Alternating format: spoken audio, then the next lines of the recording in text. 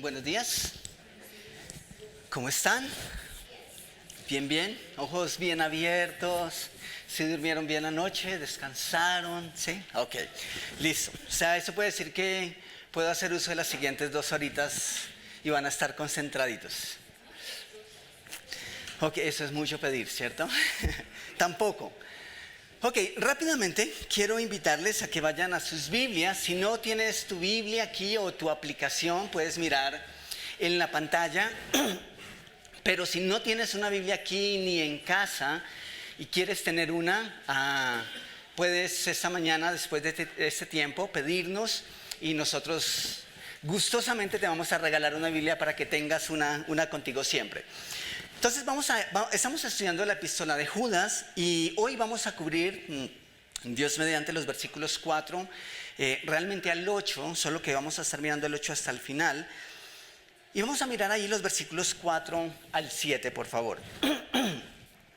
Dice, porque algunos hombres han entrado encubiertamente, los que desde antes habían sido destinados para esta condenación. Hombres impíos que convierten en libertinaje la gracia de nuestro Señor, de nuestro Dios, y niegan a Dios, el único soberano. ¿Recuerdan? Al único déspota, porque Él y solo Él tiene todos los requisitos y los argumentos para actuar de tal forma. Al único soberano y a nuestro Señor Jesucristo. Versículo 5, mas quiero recordaros, ya que una vez lo habéis sabido, que el Señor, habiendo salvado al pueblo sacándolo de Egipto, después destruyó a los que no creyeron. Y a los ángeles que no guardaron su dignidad, sino que abandonaron su propia morada, los ha guardado bajo oscuridad, en prisiones eternas, para el juicio del gran día. Como Sodoma y Gomorra y las ciudades vecinas, las cuales de la misma manera que aquellos, habiendo fornicado e ido en pos de vicios contra la naturaleza, fueron puestas, por ejemplo, sufriendo el castigo del fuego eterno. Dios no es deudor de nadie y cada decisión que nosotros tomamos, cada acción tiene una consecuencia, cada acción tiene una reacción, y esto es lo que ahora Judas se dispone a hablar a la iglesia. Por un lado, esto es un llamado a caminar fino, con cuidado, nosotros como creyentes. Y por otro, es una voz de aliento también recordando a la iglesia que Dios está en control de todo.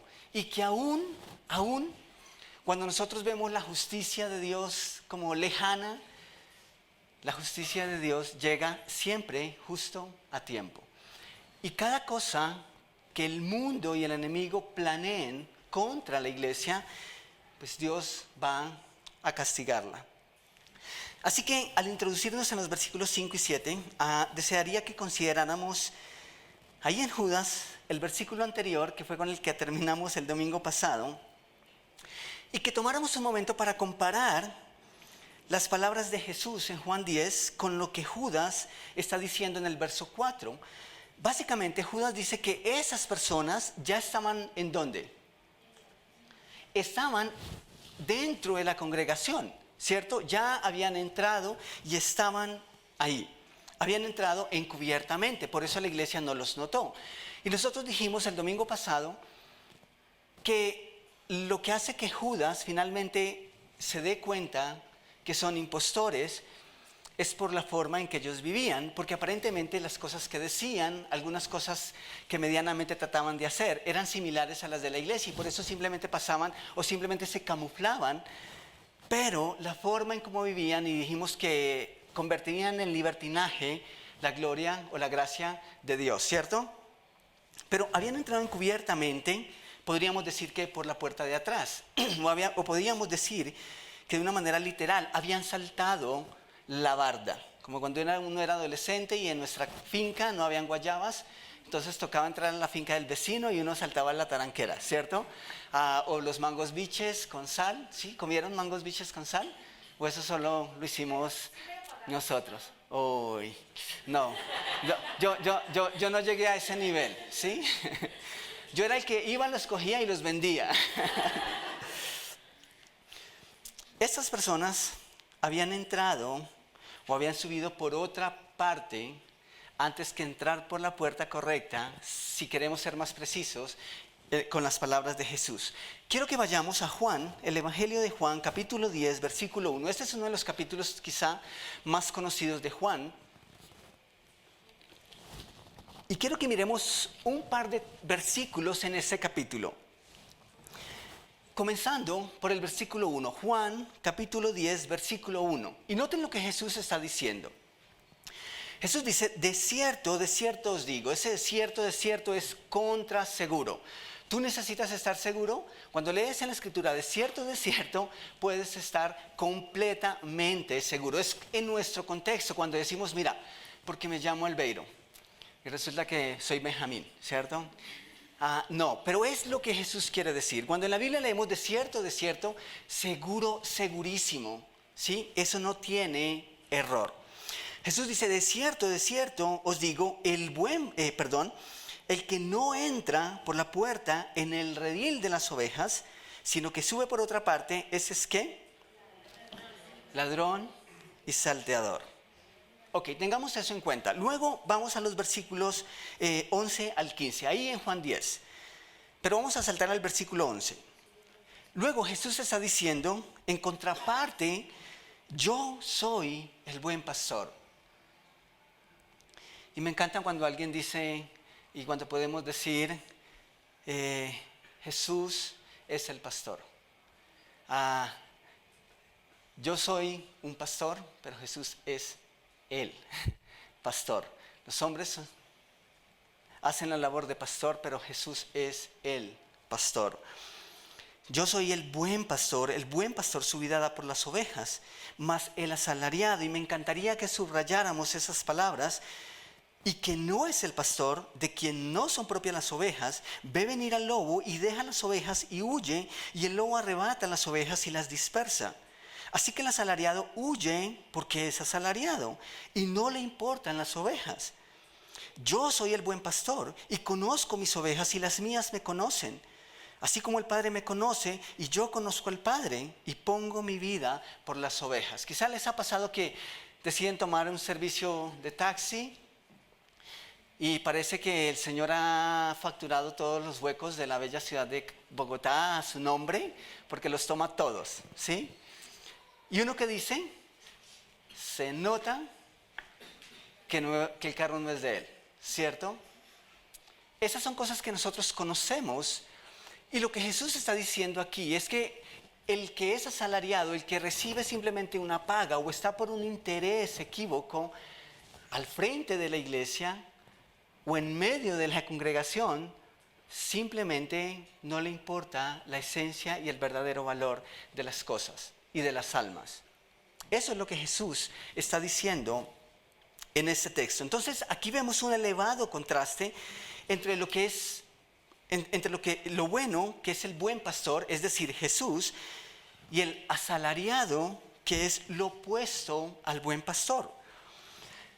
¿Qué nos está enseñando Jesús a través de este capítulo? La verdad es que hay muchas enseñanzas aquí. Pero quiero que notemos una que siento que corre muy bien con lo que estamos viendo en Judas. En las palabras de Jesús, el asalariado, aquí en Juan 10, representa el liderazgo interesado de los falsos maestros que habían incursionado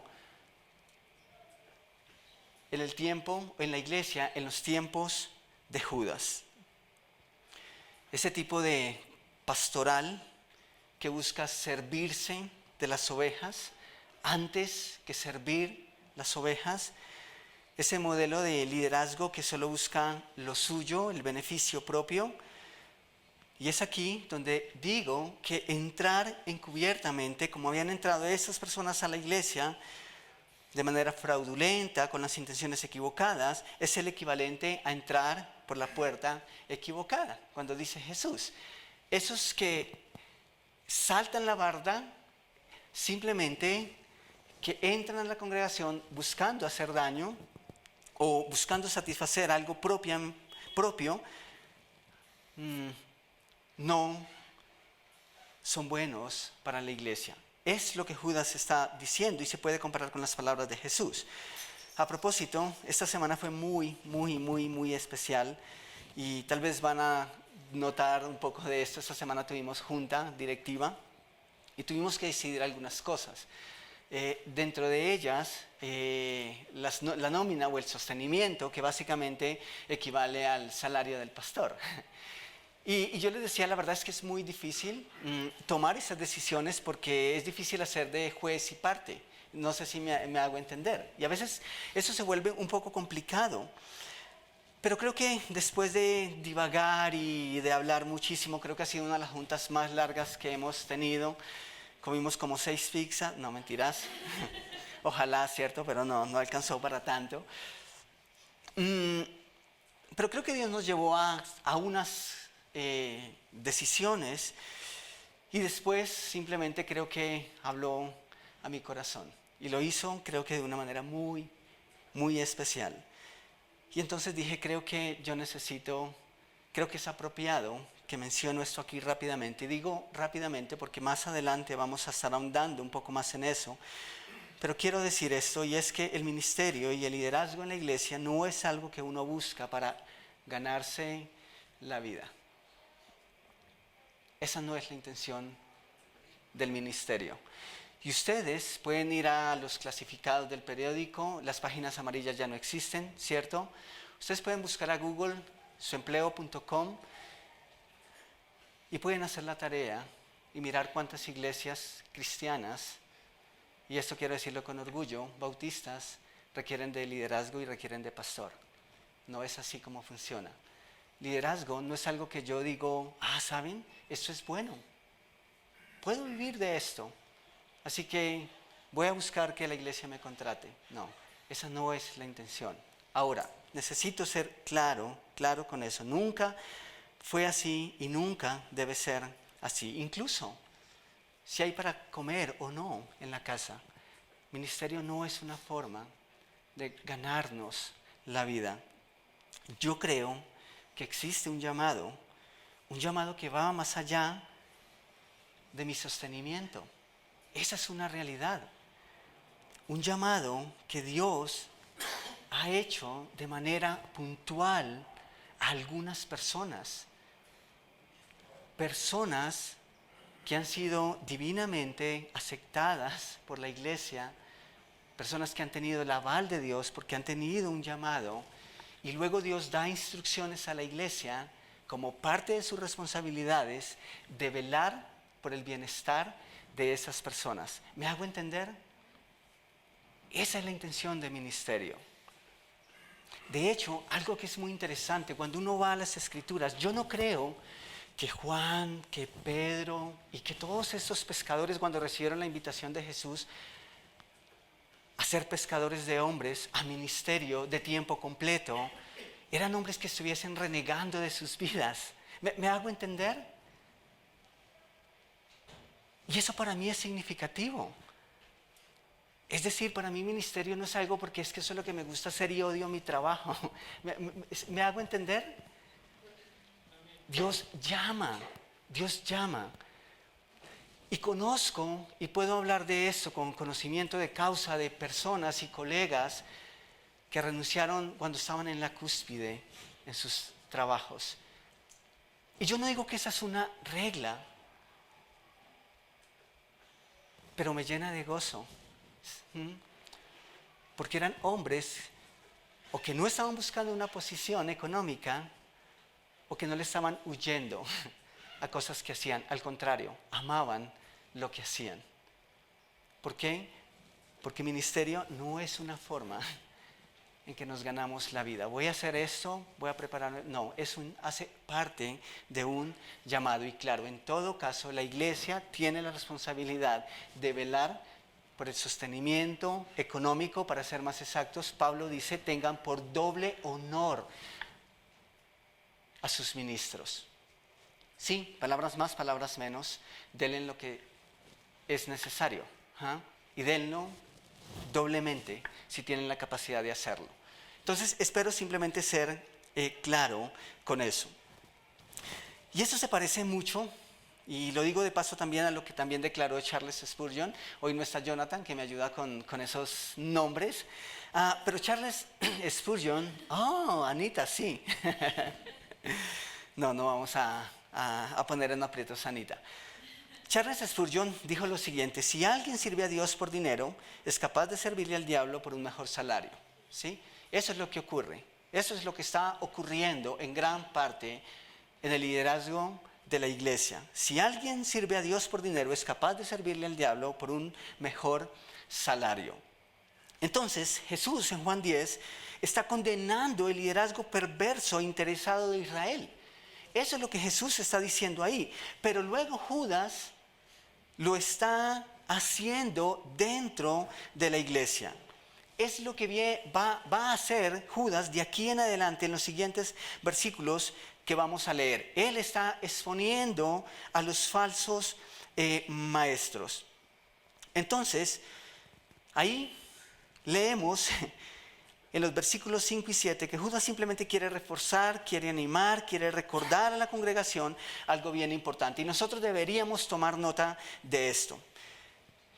Quiero que tomemos nota de esto. Primero, ¿qué quiere Judas hacer delante de la iglesia? Primero, recordar que en el pasado también hubo impostores. Y esto tiene que ver mucho con lo que hablábamos el domingo pasado. Esta es una lucha continua. Ha estado desde siempre y posiblemente no va a parar hasta que Jesús venga por su iglesia. Es algo que necesitamos estar haciendo. Y segundo, Judas le recuerda que tan cierto como ha habido falsos maestros en el pasado, es el hecho de que van a tener su castigo. Van a tener la justicia de Dios. Así que de una u otra parte, eso no es algo que debiera desanimarnos, ni es algo que nosotros debiéramos tomar por nuestra propia cuenta, ni es algo que nosotros deberíamos decir: Dios, ya lo haces ya. No, creo que Dios tiene un tiempo señalado en que va a llamar a cuentas a todas estas personas. Entonces, ¿cómo hace Judas para hablarnos de esas cosas? Introduce la siguiente tríada. ¿Recuerdan? El grupo de 3. Y Judas va a contarnos de 3 ejemplos de impostores y apóstatas en el pasado y que fueron castigados por su rebeldía.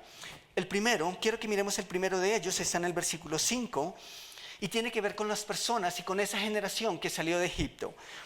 Mas quiero, versículo 5, recordaros, ya que una vez habéis sabido que el Señor, habiendo salvado al pueblo, sacándolo de Egipto, después destruyó a los que no creyeron. Algo implícito aquí que me encanta, y esta es una invitación a ser diligentes con el estudio de la palabra. Si ustedes notan, Judas está dando por hecho que esos ejemplos que él menciona, como la generación que murió en el desierto por ser desobediente luego de haber sido liberada, también los ángeles que no guardaron su dignidad, pero también el castigo sobre Sodoma y Gomorra, es algo con lo que ellos están familiarizados. ¿Me hago entender? Cuando él trae al momento esos ejemplos, está dando por hecho que esa generación, que esa iglesia, es una iglesia lo bastantemente o lo suficientemente preocupada por estudiar, o mejor, ocupada en estudiar las Escrituras. Judas está dando por hecho que ellos saben de qué les está hablando. Ellos están familiarizados con el contexto, con sus antepasados, con la cultura de sus antepasados. Y eso es importante que nosotros también lo tengamos en cuenta. Qué bueno que estamos estudiando el Antiguo Testamento. Todas esas cosas son valiosísimas para comprender luego lo que estamos tratando de entender. Entonces, lo primero que tenemos ahí, el primer ejemplo es el ejemplo de los que salieron de Egipto. ¿Qué ocurrió con ellos? ¿Ustedes recuerdan? ¿Qué pasó con toda esa generación, excepto Moisés y Caleb? Murieron en el desierto. ¿Pero por qué? ¿Cómo es que Dios es capaz de liberarlos y luego los asesina en el desierto? ¿Qué fue lo que pasó? Ellos dudaron, ellos se rebelaron. ¿Y saben qué es lo que me parece más interesante y por qué este ejemplo es tan importante en nuestro tiempo y en todos los tiempos? Porque el pueblo judío, especialmente esa generación, habían visto a Dios de manera especial. Ellos sí que fueron partícipes de la bondad de Dios de una manera especial. Si alguien, y escuchen esto por favor, si alguien tenía a flor de piel, a la luz del día, todo el despliegue de argumentos para conocer, para amar a Dios, para amar a sus planes, era esa generación. Dios había obrado tantos milagros, incluso la misma salida de Egipto fue un milagro. ¿Y qué pasó con ellos? Simplemente renegaron y rechazaron a Dios una vez fueron libres por Él. Deberían estar agradecidos, pero no fue lo que pasó. Y quiero que miremos en Éxodo capítulo 16, versículos 2 al 4.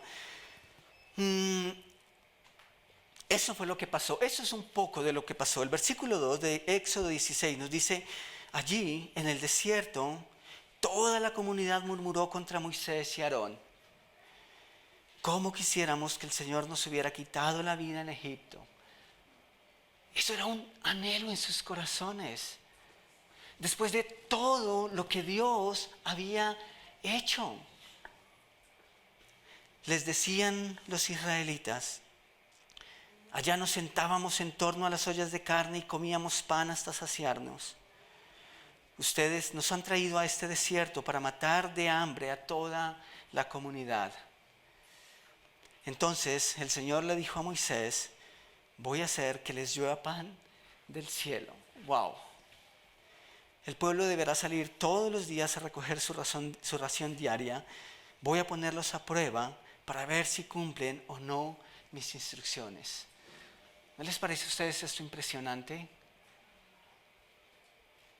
Ese pueblo que había visto a Dios obrar de manera tan especial, ahora le dicen a Dios, ¿por qué no nos mataste en Egipto? ¿Saben que eso es miserable? Pero saben, yo no soy muy diferente al pueblo hebreo, no soy tan diferente a esa generación. ¿Saben? Ellos en realidad dejaron sus corazones en Egipto. Porque antes de ir tras los propósitos y el plan de Dios, ellos estaban viendo todo desde los intereses más básicos, hasta quizá los intereses no tan básicos, pero ellos estaban mirando todo desde su humanidad, desde el corazón de carne y desde un estómago que parecía bien, pero bien exigente. Así que aunque una necesidad real o natural, simplemente ellos lo convirtieron en una excusa para rebelarse contra Dios. ¿Y por qué decimos que es una excusa? Porque ellos no tenían hambre. Esa es una mentira. Ellos no tenían hambre y no iban a morir de hambre. Ellos tenían apetito de carne, que es diferente. Eso es algo completamente distinto. Tenían apetito de cebollas, de ajos, de pan, pero hambre no tenían. Es mentira que tenían hambre. Y aún así, si querían pan, Dios hizo caer pan, una especie de alimento que los iba a saciar. Pero no fue suficiente para ellos. ¿Por qué? Porque el problema no era lo que comían. Simplemente ellos hicieron de eso una excusa para rebelarse contra Dios y contra la autoridad que Él había designado. Dios no los dejaría morir de hambre ni por amor a ellos y mucho menos por amor a su propio nombre. Él no lo haría. Entonces, iglesia, esto me hace pensar que cuando Dios no es nuestro plato fuerte, nosotros nos conformamos con cualquier cosa. Esa es la realidad. Cuando Dios no es mi plato fuerte, entonces yo me conformo y me lleno con cualquier cosa. Para ser más preciso, con cualquier porquería. Esa es mi realidad. Si Dios no es mi plato fuerte, voy llenándome y voy tomando de aquí y de allá y me conformo con cualquier cosa que encuentre en el camino. Y eso aplica para nuestra verdad espiritual de una manera muy, muy acertada con lo que está diciendo Judas y con lo que está ocurriendo en nuestra actualidad. Cuando la palabra de Dios, pura y bien trazada, no es nuestro plato fuerte, entonces recurrimos a cualquier otra cosa que creemos que nos llena, pero no nos sacia. Son dos cosas completamente distintas. También puedo pensar aquí que simplemente ellos habían hecho de Egipto, de las viandas, de la comodidad de Egipto, su todo. Y por eso simplemente no podían ver a Dios como el que era capaz de saciarlos. Y creo que eso también es una lección importante aquí. Si el estómago no se sacia con cualquier cosa, ¿cuánto más el alma no se saciará, sino con aquello que es capaz de llenarla de una manera real? Cuando tenemos hambre y no tenemos acceso a un plato fuerte, ¿qué hacemos? Compramos un paquetico, ¿cierto? Y si somos un poquito más cuidadosos con nuestra salud, nos comemos 2 empanadas y nos la bajamos con una botellita de agua, ¿cierto?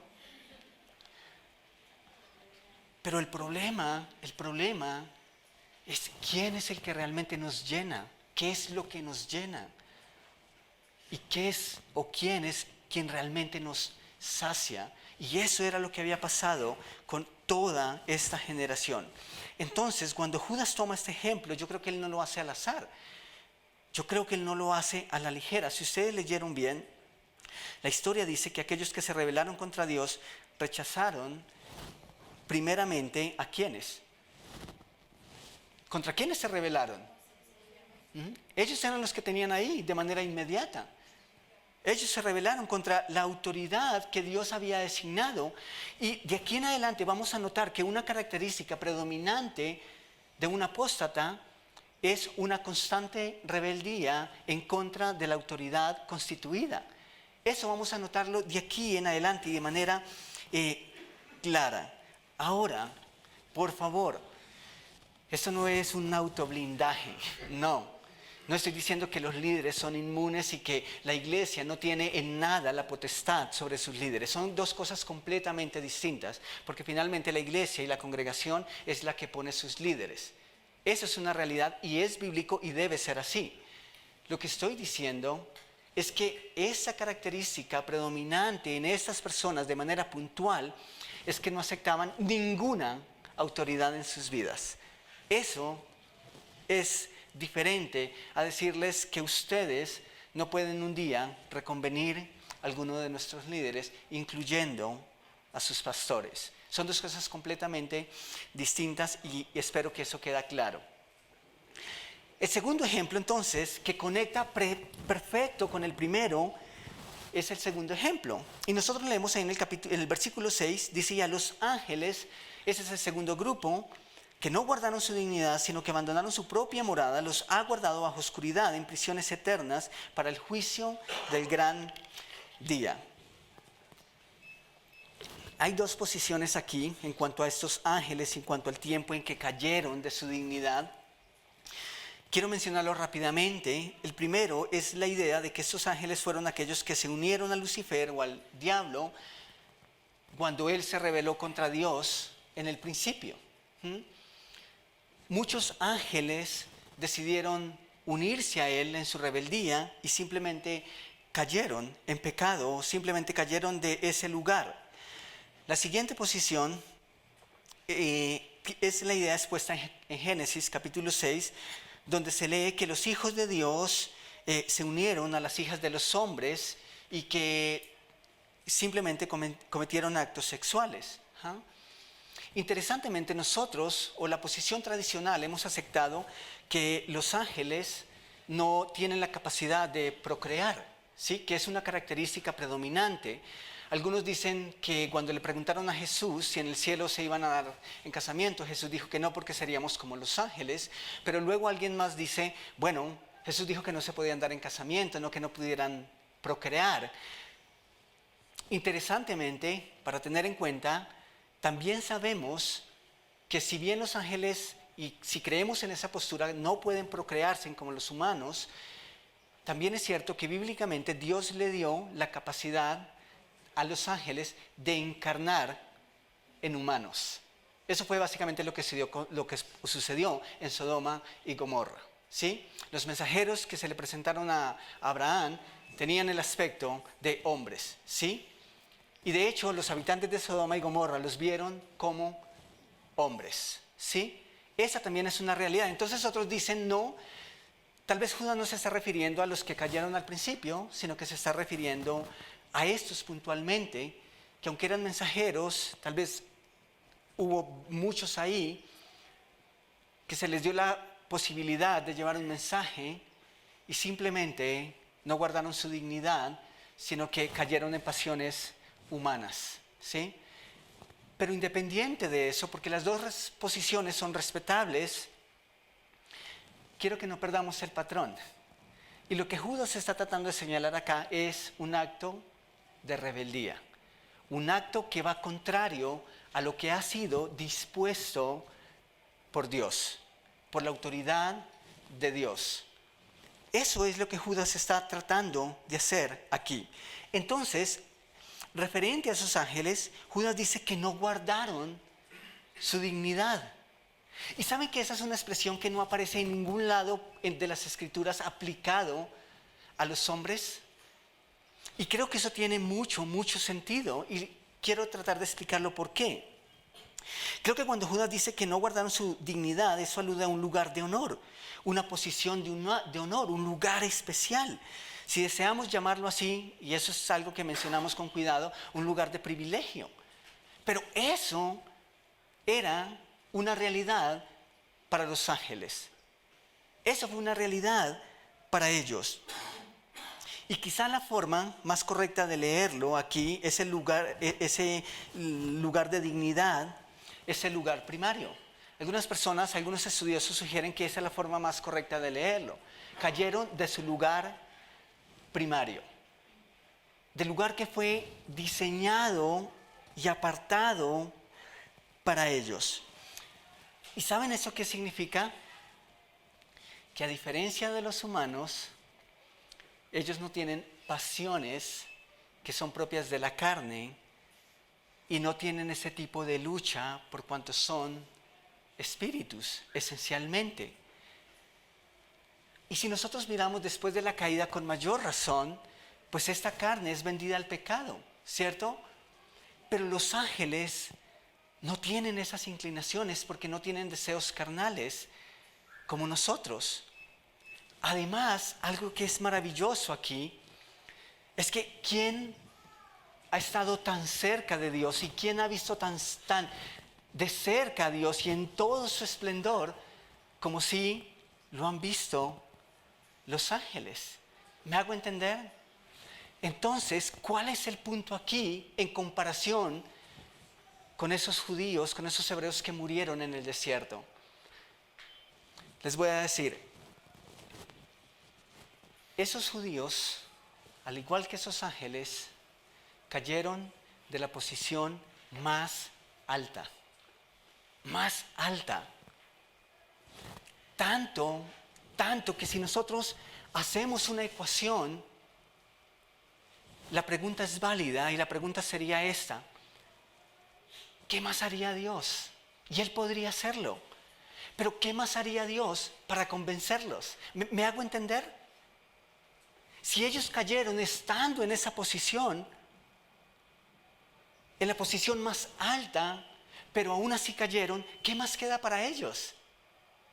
¿Qué los puede convencer? ¿Quién los puede convencer? No, su necio corazón simplemente se desvió a tal punto que rechazaron a Dios aún cuando era tan claro y tan evidente para ellos. Por eso Judas está conectando, esos tres ejemplos tienen un hilo conductor que se resume en rebeldía. Pero eso es interesante. Uno puede pensar, Dios, ¿cómo es que los asesinas? Eso parece fuerte, pero Dios, así como es amor, Dios también es justicia y Él dictamina una justicia y lo ha hecho con claridad. Y Dios está castigando la rebeldía. Eso es lo que tenemos aquí. Pero saben, creo que Judas, y esto es maravilloso, porque quizá Judas desea dejar claro que la desobediencia no siempre depende de una posición. Y eso es humano. Y creo que eso es algo que nos concierne a nosotros, los humanos. ¿Cuántas veces nosotros hemos dicho, es que esto sería más fácil para mí si tan solo? ¿Lo hemos dicho? Creo que lo hemos dicho y yo lo he dicho muchas veces. Y les voy a contar, cuando estaba soltero decía, solo Dios, si tú me das una esposa, yo voy a dejar de luchar con mi tentación y con mis pensamientos, y lo voy a decir con transparencia, con mi pecado sexual. Porque pensaba que mi obediencia se debía a mi estado o a mi posición. Y les confieso algo, no, y pregúntenle a cualquier hombre casado si nuestras pasiones se van con el matrimonio. No, no pasa. Porque la obediencia no depende de una condición necesariamente.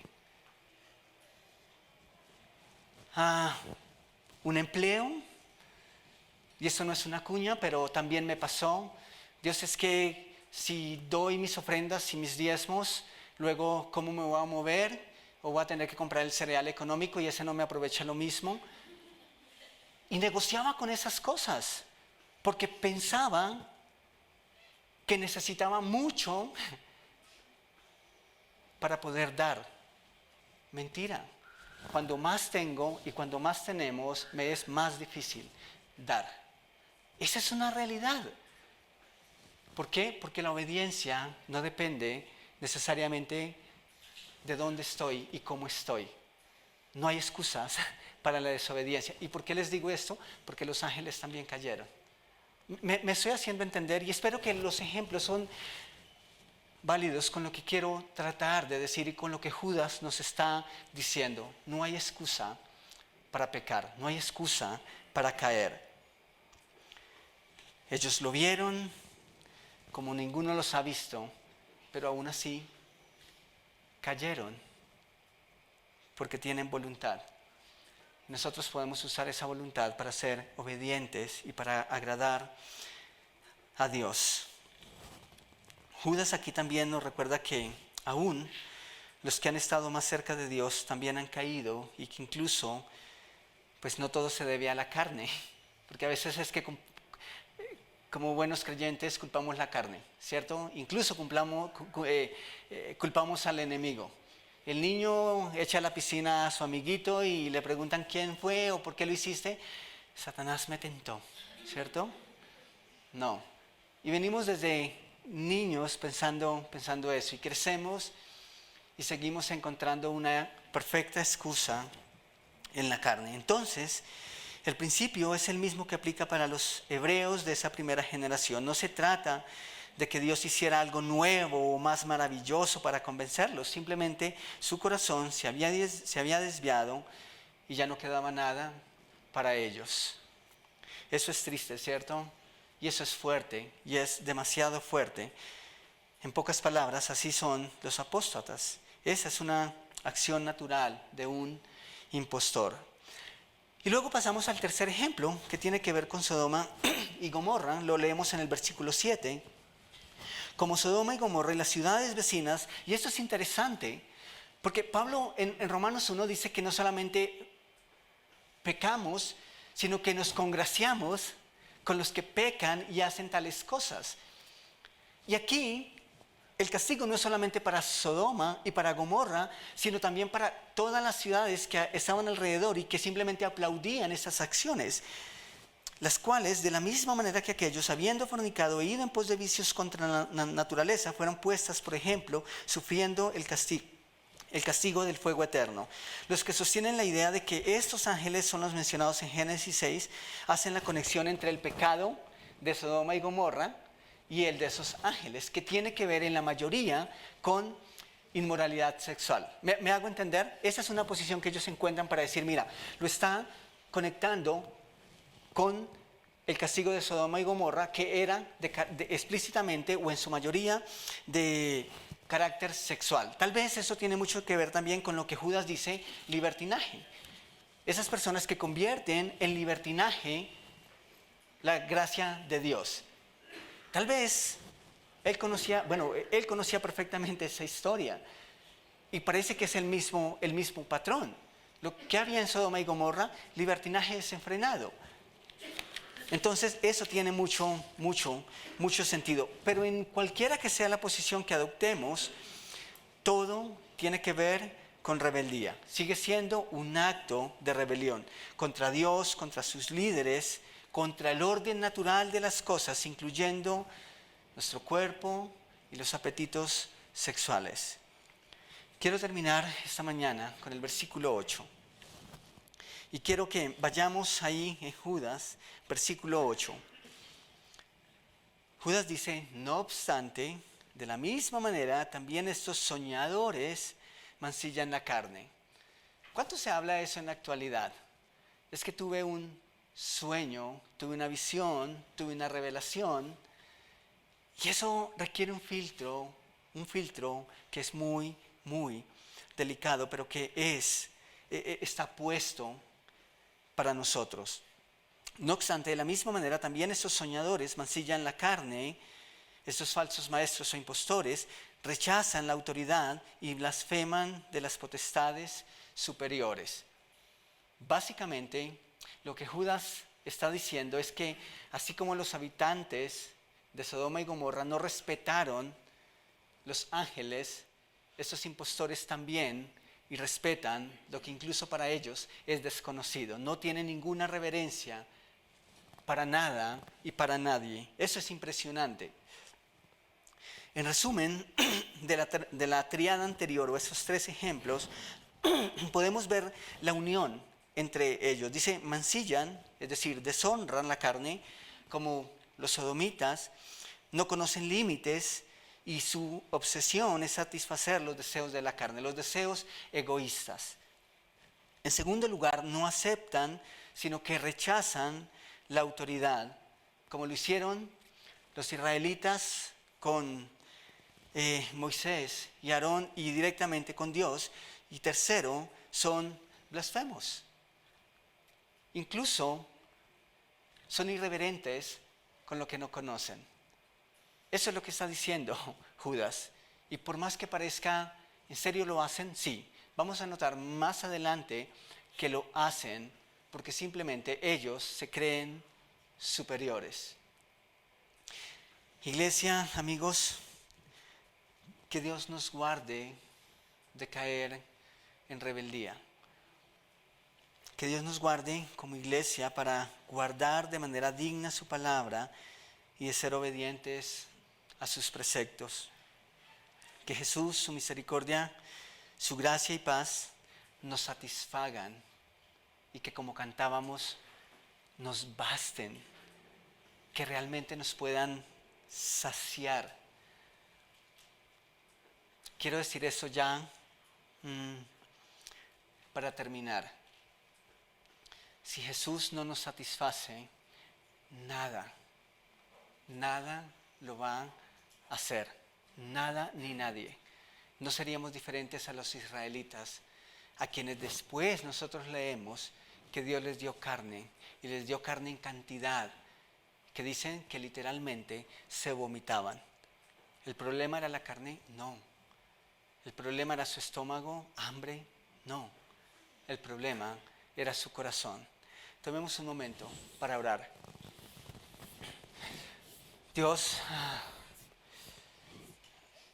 si nosotros podemos escoger hablar de tu amor o de cómo se aplica tu justicia, nosotros escogemos hablar del amor y es válido. Porque finalmente fue tu amor el que nos llamó, el que nos rescató, el que trazó un plan de principio a fin para volvernos a ti. Pero tú no nos llamaste para dejarnos igual. Y creo, Señor, que es algo que nosotros necesitamos entender. Y ahora nosotros no podemos hablar de tu amor y dejar de lado tu justicia, dejar de lado tu santidad. Y creo que de eso, Señor, nos has estado hablando y nos estás hablando. Nos estás hablando, Señor, del plan que trazaste, no solamente para llamarnos, sino también para transformarnos. Y para eso has designado una autoridad, has trazado un plan en tu voluntad que es agradable y que es perfecto, pero que nosotros necesitamos conocerlo, pero no lo vamos a hacer si no lo anhelamos.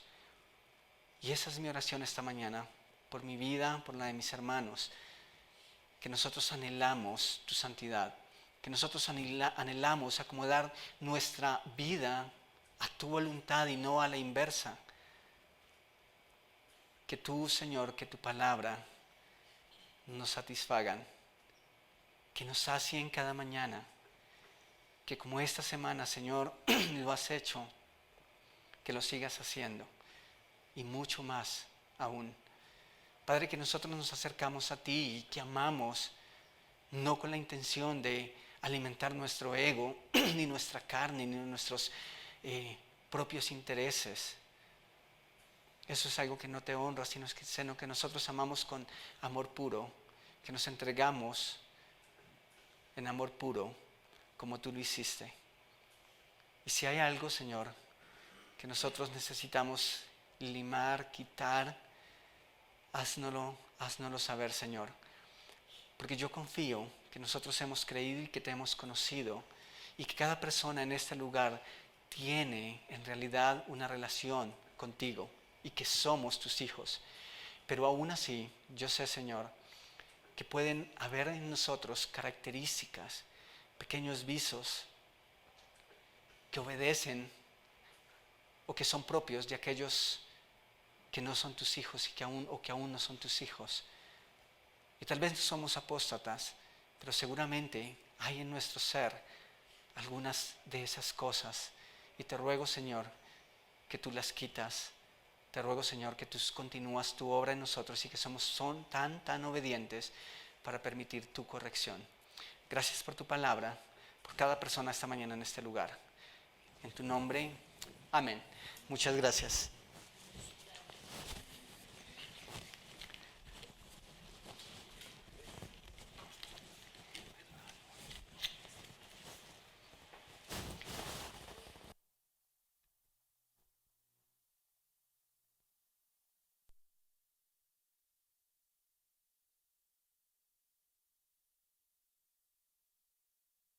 Llegar esta mañana. La verdad es que es muy chévere y de verdad, no sé si a ustedes los dejó pensando, pero yo ahora me pregunto cuánta rebeldía y cuántas cosas hay también en mi corazón. Sería un buen examen esta semana estar pensando en cuánto nos parecemos a esos 3 ejemplos que nos dio Judas esta mañana, y que podamos también invitar a otros a reflexionar en las cosas que hoy la Biblia nos enseñó. Le damos la bienvenida a las personas nuevas. Veo por acá una persona nueva, de verdad, bienvenida. Estamos muy felices que nos estés visitando en esta mañana. Sí, un aplauso. En la mesa de bienvenida hay un código en donde simplemente lo escaneas con tu celular, y allí vas a encontrar información básica de nosotros como iglesia, y también nos puedes dar los datos si quieres. Es para mantenernos conectados. Si no quieres darlos, también está bien. Igual te esperamos el siguiente domingo. Y bienvenidos para todos. Tenemos varios anuncios. Maná sigue en funcionamiento. Por favor, si ustedes conocen niños que estén en las edades que requiere Maná, creo que es hasta 7º grado, tráiganlos. De verdad necesitamos seguir creciendo en este ministerio. Y si usted tiene disponibilidad para trabajar y ayudar en tutorías o lavar la loza, a veces siento que hay muchas cosas que hacer en Maná, entonces dígale a los encargados para que pueda colaborar en este ministerio. Recuerden que este ministerio es un ministerio de la iglesia y por lo tanto la iglesia debe hacerse cargo de él. Y yo sé que hay unas personas encargadas, pero a veces siento que es mucho trabajo. Entonces, si usted puede colaborar los viernes en un horario específico a las 10:45 o a la 1 de la tarde, también están bienvenidas. Todas las manos que quieran ayudar son bienvenidas. También, Academia Bíblica ya iniciamos, así que las personas que se perdieron la lección, por favor, estén revisando o hablando directamente con Albeiro. La verdad, la clase estuvo muy chévere, y si de pronto usted no se inscribió, pero aún quiere hacerlo, de pronto esta semana estaría bien poderse inscribir. Ya de ahí en adelante ya no, porque se perdería mucho material. Entonces, por favor, sigamos firmes en esto. La zona, todos los sábados a las 3:30, si usted es adolescente y puede asistir, genial. Estamos teniendo un grupo bastante interesante, bastante mezclado, como desde los 17, y tenemos niños de 12, o sea que también está súper mezclado, y eso también nos está ayudando a que podamos generar estrategias para evangelizarlos y para que ellos puedan conocer a Jesús de manera personal. Así que también, si usted tiene disposición de ayudar y de hacer un proceso evangelístico con ellos, también puede hablar con Albeiro o puede hablar conmigo, y nos pondremos en contacto para poder contribuir en este ministerio. Y tenemos bautizos el 9 de abril, yo sé que eso está lejos todavía, pero es para las personas que de pronto decidan dar este paso, entendiendo la connotación que tiene el bautizo. Pues los invitamos a que vayan dando los pasos en la conversación, que si están interesados pues nos puedan avisar para así mismo poder programarlo. Recuerden, 9 de abril, no lo pierdan de vista. Y creo que tenemos después del café Creciendo Juntos. Vamos a tener un espacio bien particular hoy en donde vamos a bajar un poquito esa información de la charla a la realidad de cada uno de nosotros. Dos cositas que me acabaron de recordar. La primera es que se va a abrir un espacio los sábados para refuerzo escolar para niños de 5 y 6 años. Solamente para niños de 5 a 6 años, todos los sábados de 10:30 de la mañana a 12 del día, ¿sí? Inicialmente va a ser para chicos que ya están en Maná, ¿sí? No queremos que inviten para ese espacio, sino seguir trabajando, haciendo el proceso con los niños que ya están en Maná. Pero también se les requieren voluntarios para ese espacio. De pronto tú dices, no, es que los viernes es imposible, pero los sábados tengo esa franja, así que puedo apoyar. Por favor, háblate con Viviana, está arriba, pero pueden hablar también con John, o incluso podrían hablarlo conmigo, yo me encargo de pasar la chiva, ¿ok? Y sí, siempre se me olvida.